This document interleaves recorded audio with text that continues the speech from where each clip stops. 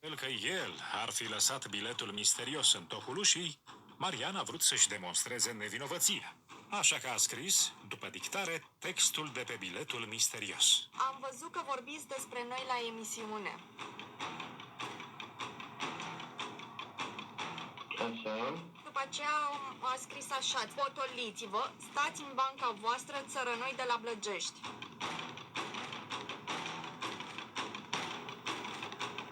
Am scris textul și ideea este că noi, nu puteam să zic noi dacă într-adevăr eram eu, puteam să zic eu.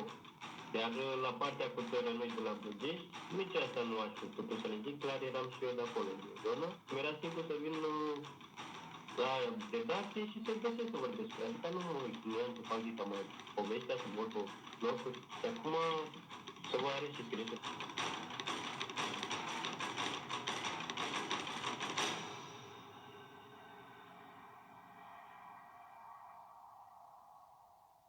Vedeți cum este scrisul meu. Ideea este că nici nu se aseamănă cu cel de pe bilet și plus de asta nu prea sunt obișnuit să scriu cu litere de tipare. Adică acum pur și simplu m-am străduit să le arăt lor. Nu știu cât de bine se vede scrisul, dar adică eu am scris pe bune, da? Am scris să falsific scrisul. Nu știu unde-i găsesc.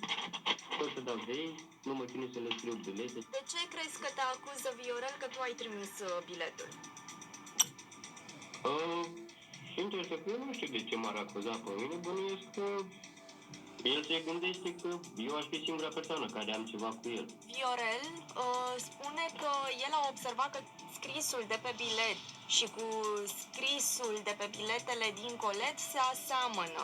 La acel moment, când au primit coletul, tu ai susținut că tu ai trimis coletul respectiv. Până la urmă, tu l-ai trimis sau altcineva?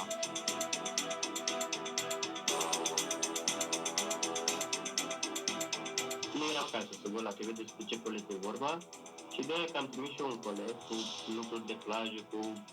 Numai că diferența ce mai trebuia în plus era o scrisoare, că făcusem o scrisoare care trebuia să fie în colet. Tocmai de aceea am și întrebat de scrisoare. A fost pur și simplu o coincidență foarte mare, dar n-a fost ăla al meu, nu știu de ce încă n-a ajuns. Chiar aveam în cap la un moment dat, după ce să treacă pandemia, să ieșim la plajă undeva, tocmai de aceea făcusem și coletul. Singura diferență între colete, asta era o scrisoare, adică făcusem și o scrisoare și o punesem în colet. Mă gândisem eu la niște versuri, un fel de poezie, să zicem așa, pentru rând. Compusă de tine? Da, pur și simplu mi-a trecut prin cap. Nu aș putea să zic contabil. O să sun chiar astăzi la curier să vedem ce s-a întâmplat. Un mesaj pentru Veronica și pentru Viorel? Ce ai să le spui? Pentru Veronica, încă mai aștept tricoul care mi l-ai zis. Iar pentru Viorel, înțelege să mă mai acuze pe mine. Și ca să nu zică că sunt tot eu la rău, ținând cont de faptul că ieri m-a acuzat iarăși pe nedrept că aș fi fost eu.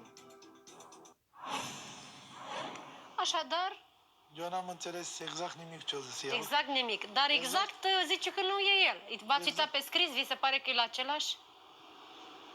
N-are. Nu ai înțeles nimic, dar ai văzut că Veronica s-a bucurat când l-a văzut pe Deci eu Marian. n-am înțeles absolut nimic. A zis că nu e scrisul lui și nici nu putea să zică el țărănoi de la Blăjești, că și el e de la Murgeni. Adică... Noi la... De la Ijești. A, de la Ijești. Deci nu Ijești. putea să zică țărănoi de Totul la altceva. Blăjești, Da. dacă el e de la Ijești. Bun. El zice că nu e scrisul lui și mie mi se pare că nu seamănă scrisul lui cu scrisul de pe bilet. Ție ți se pare, Viore? Hai, să spunem cu indulgență. Ce? Da, pe jumate... Nu, n-ai cum. Măi, e scrisul lui sau nu e al lui? Asta cu scrisul e jumate, asta n-am mai înțeles. Jumate și Păi nu jumate. este Asta chiar jumate. n-am înțeles. Este scrisul lui sau nu e scrisul lui aici? E albă sau e neagră? Albă. Adică, e scrisul lui? Da, Deci el a trimis? eu sunt convins. Dar unde vezi tu, măi, Mai, frate? facem comparații. Iar să aduc iar scrisorile alea care... Da. Mai degrabă, între scrisurile alea și scrisul lui Emi, seamănă scrisul lui Emi decât al lui Marian. Poate au făcut un complot Emi cu Marian și a scris Emi. Viorel, te gândești la Asta această nu știu, variantă? Nu știu. Marian, bună seara. Stai. La bună seara. Unde te afli acum? Acasă, în București. La București? Ia uite, ai casă în București. Bravo! Da. Bravo, bravo. Mariane, deci tu ai scris sau n-ai scris? Că Viorel n-a înțeles. Ideea e că i-am mai zis și am zis și pe filmare, nu am scris eu n-am nimic împotrivă cu ei, să mă apuc eu să scriu biletele și asta. Adică mi-era foarte simplu și mi este foarte simplu. Știu unde e redacția, puteam să vin, mă întâlneam cu ei, vorbeam acolo, le ziceam dacă aveam ceva de zis, dar iarăși mă acuză pe nedrept și chiar n-am nimic cu ei. Adică nu Ai știu de ce auzit, m-ar mă, acuza pe nedrept. Păi, dar de ce n-ai venit aici cu ăsta? Vrei să vină?